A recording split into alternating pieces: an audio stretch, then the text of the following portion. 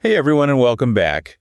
We've been hearing from so many of you about the whole idea of blended families, and specifically that question of how to build those really strong, healthy relationships with your partner's children. Yeah, it's such a common question, and honestly, one that deserves a deep dive. Totally. Yep. So that's exactly what we're going to do today, going beyond the surface level stuff, and really digging into some insightful research. And of course, we're going to be looking at all of this through a lens of faith to make sure we're giving you practical and, hopefully faith-based tools for this journey. Because it is a journey, not a quick fix, right? 100%. And one of the things that often gets overlooked is just how much time it takes for kids to adjust to these new family dynamics. That's so true.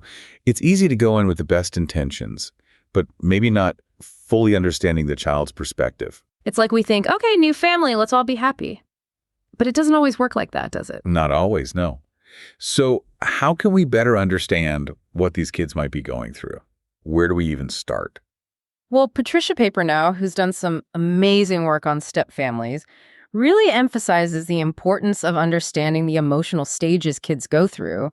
She actually compares it to the stages of grief after a loss. Wow, I never thought about it like that, but it makes so much sense. Right. There's a sense of change, a sense of upheaval that can be really unsettling for kids. So if we go in expecting instant bonding, it can actually backfire. It's like rushing someone to get over a loss. It's just not realistic. Exactly. And it's interesting how this idea of patience, of giving things time to unfold naturally, really resonates with what we see in Scripture too. That's so true. Yeah. It makes you think of that verse about love being patient and kind, not self-seeking. It's a good reminder that healthy relationships, especially in blended families, don't happen overnight. They take time, they take understanding, and they take a whole lot of grace. I love that. It's about creating that space for something real to blossom. Speaking of real, something that really struck me as I was preparing for our deep dive was the importance of focusing on building a friendship first. Yes, that's huge. And it comes up a lot in research on blended families, the idea that you're not just trying to become another authority figure in this child's life. Right, because they probably already have enough of those. Exactly. And what they might be craving is that safe, supportive presence, someone who sees them, hears them, and wants to spend time with them. Not someone who's just there to lay down the law. Right. It's about connection. It's about saying, hey, I see you. I want to get to know you, and showing genuine interest in their world. It's like that saying, people don't care how much you know until they know how much you care. 100%. It's not about imposing our will or our way of doing things right off the bat. It's about meeting them where they are. So instead of saying we're doing things differently now, it's more about, hey, I noticed you love to draw. What are you working on? Exactly. Or if the child loves dinosaurs, maybe watch a documentary together and just have a conversation.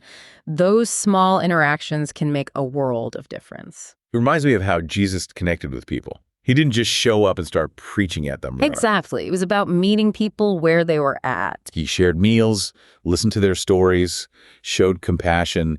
It was about building that connection first. Which is such a powerful model for us, especially when we're navigating these delicate family dynamics, because it all boils down to trust. And when we're talking about trust, we can't ignore the impact of family upheaval on a child's sense of security.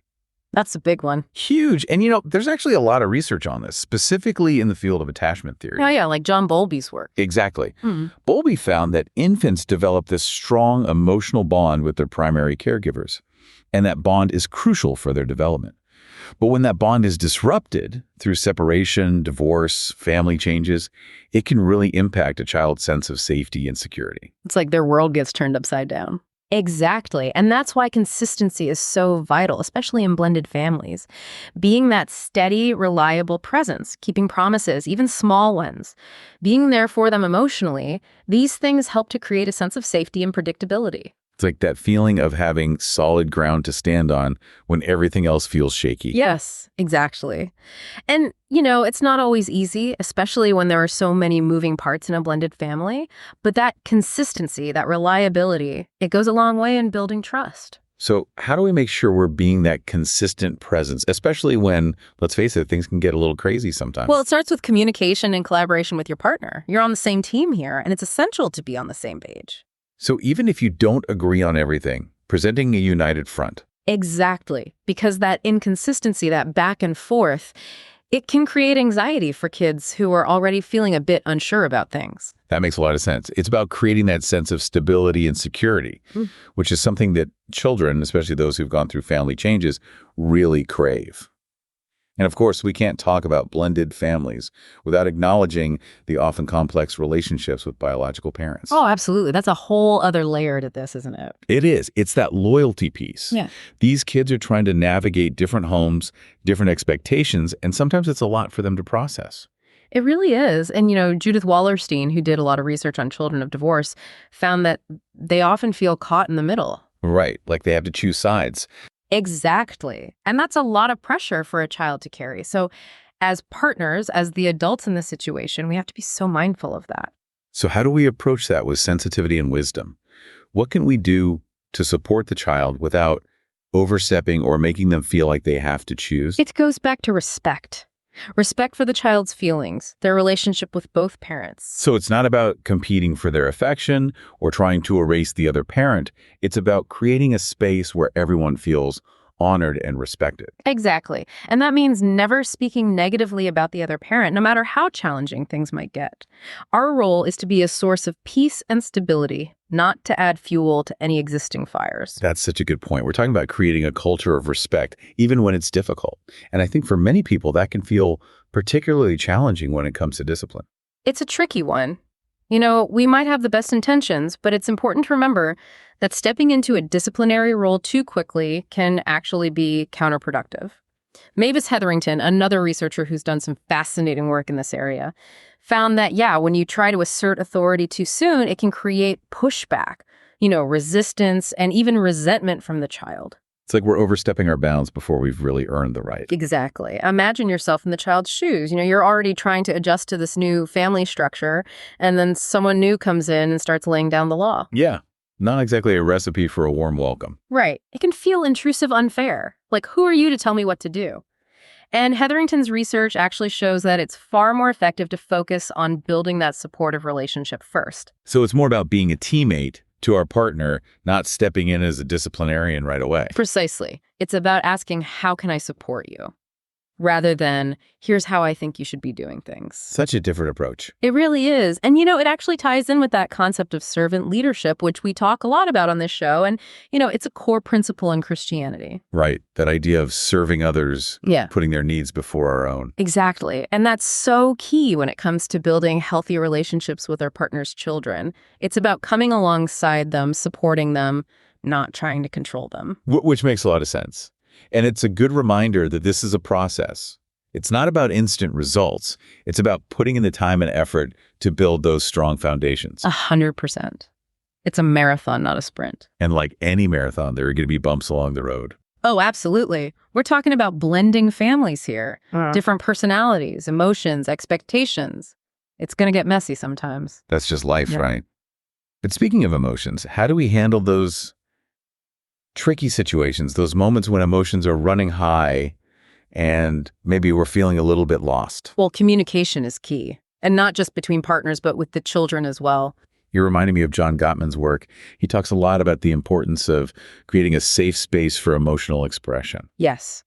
And that's especially important in blended families where kids might be struggling with a whole mix of emotions that they don't even fully understand themselves. Right. It's like they're trying to process all these changes, all these new feelings, and they don't always have the words for it. Exactly. So how do we create that safe space for them to open up without feeling judged or shut down? That's the million-dollar question. It's about active listening. Really tuning into what they're saying, not just waiting for our turn to talk, putting aside our own judgments and reactions and just being present with them in that moment. Making them feel heard, validated. Exactly. It's not about fixing their problems or telling them what to do.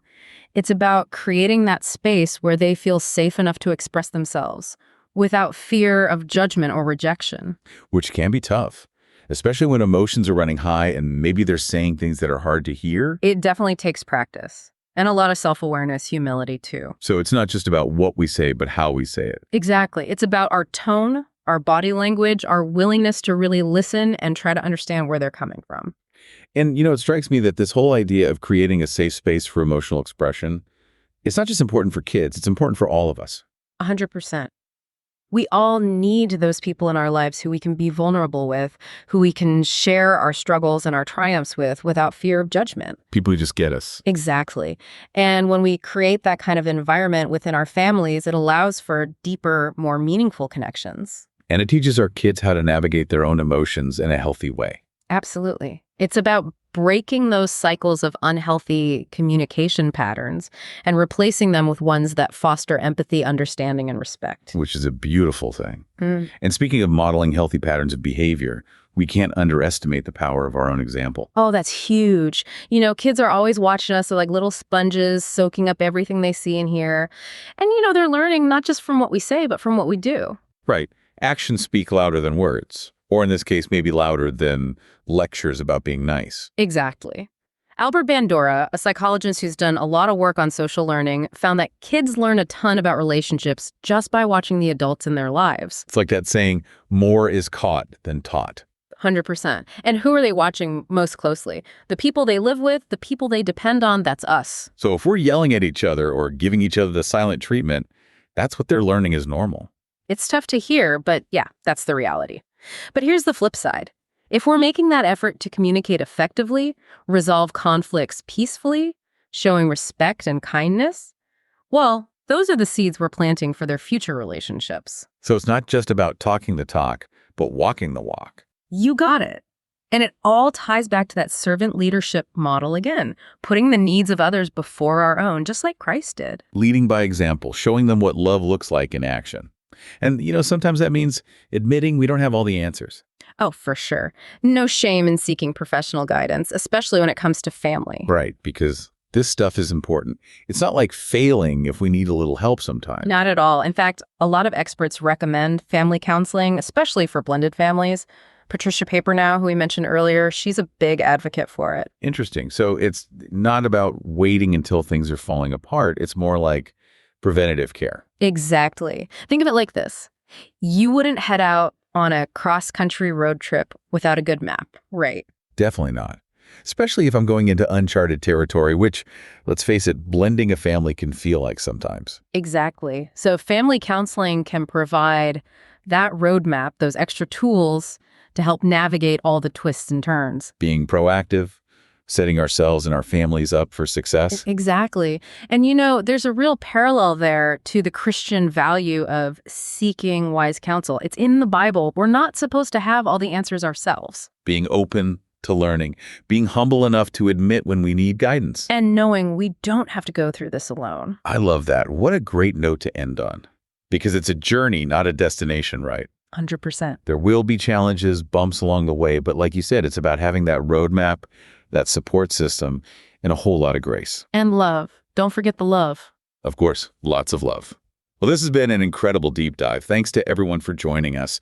We've covered so much ground, but more importantly, we've gained some valuable insights into building those strong, loving, blended families. And remember, you're not alone on this journey. There's a whole community of support out there. So reach out, connect, and keep those conversations going.